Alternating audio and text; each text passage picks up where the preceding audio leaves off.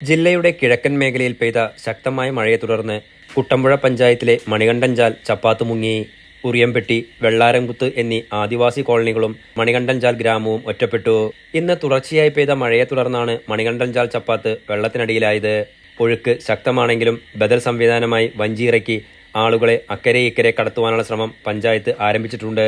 വർഷകാലത്ത് ചപ്പാത്ത് മുങ്ങി ഗതാഗതം മുടങ്ങുന്നത് പതിവായ ഇവിടെ ചപ്പാത്ത് ഉയർത്തിപ്പണിയാൻ അധികൃതർ നടപടി സ്വീകരിക്കണമെന്ന് മുൻ പഞ്ചായത്ത് അംഗമായ ഷിനോ ടി വർക്കി ആവശ്യപ്പെട്ടു. ഇവിടെ ഈ മണികണ്ഠൻചാൽ ചപ്പാത്താണ് ഞങ്ങളുടെ എല്ലാവരുടെയും ഏക ഗതാഗത മാർഗം.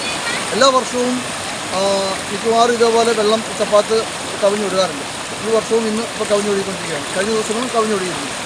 അപ്പോൾ ഇതിന് ശാശ്വത പരിഹാരം എന്നത് സ്വാഭാവികമായും ഈ ചപ്പാത്ത് ഉയർത്തുക എന്നത് മാത്രമാണ്.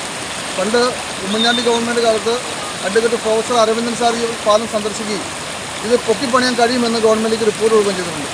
അന്ന് ഉദ്ദേശം 4 കോടി രൂപ ഫണ്ട് അനുവദിച്ചിരുന്നു, എന്നാലും അത് ലാപ്സായിപ്പോയി.